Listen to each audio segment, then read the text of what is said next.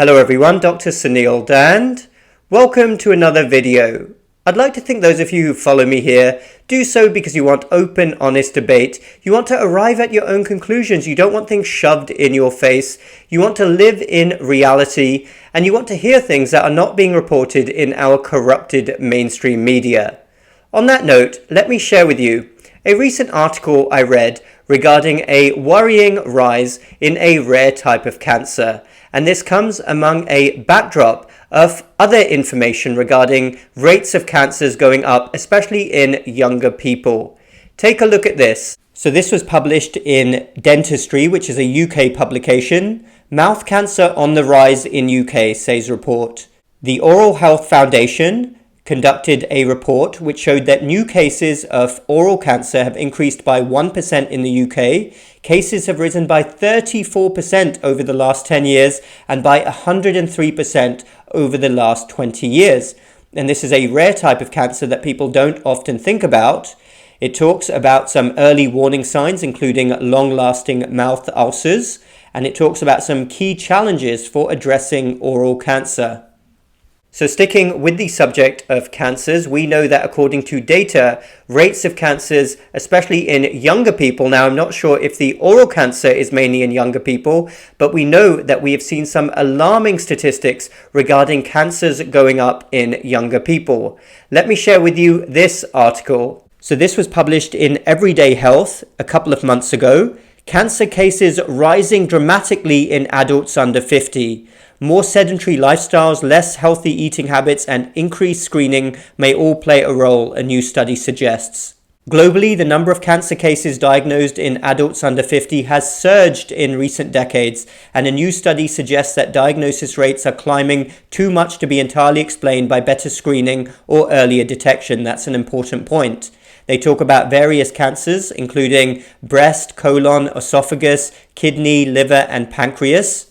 The risk is increasing with each generation. One clear trend emerged in the study review. Dramatic changes in lifestyle have coincided with steep spikes in cancer cases among adults under 50. Researchers found that several modifiable risk factors early in life, like what people eat, how much they exercise, and whether they maintain a healthy weight, can all play a role in cancer risk. They do touch upon the Western diet here, and they also touch upon the gut microbiome, which is a fascinating topic that I plan on talking about more in the future.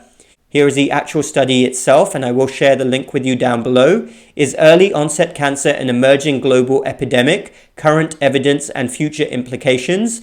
This was published in Nature Reviews, Clinical Oncology. So quite an alarming couple of articles there. And we have been seeing rates of cancers in younger people clearly rise for a long time. Now, over the last couple of years, there may be unique pandemic factors which have also affected these rates, but this has been a trend for some time. For most cancers, there is a direct link with age. Obviously, cancer can occur at any time. It's such a tragic illness, but generally for most cancers, there's a direct link with age.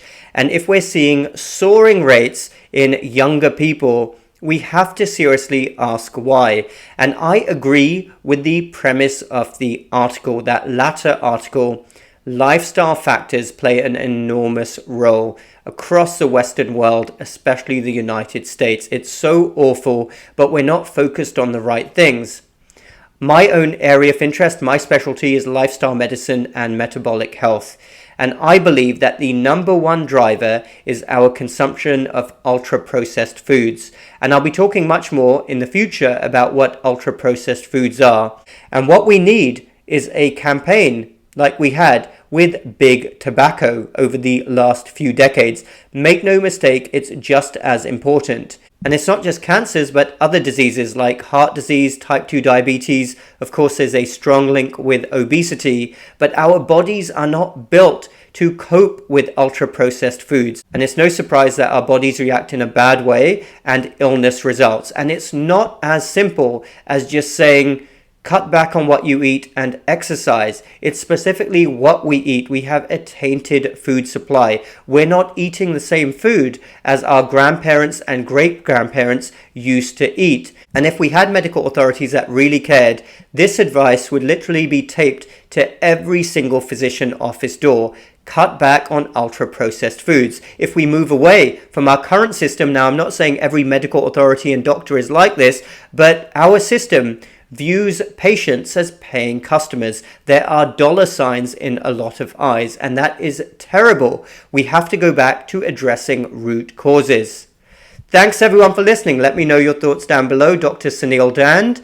Do hit the subscribe button for more similar videos in the future. Also hit the bell button so you get notified when I make more videos. Remember 3 things. Modern mainstream culture will make you very sick very fast. Sadly, a lot of healthcare and medicine has become very corrupted indeed. And fewer things are to be more cherished than our freedom. Also come follow me on my uncensored platform, locals.com. The link is down below, where we have more open, honest, interesting discussions away from this environment of big tech, censorship and silencing. Really sad I need to say that in the United States, but I do. We will speak again really soon.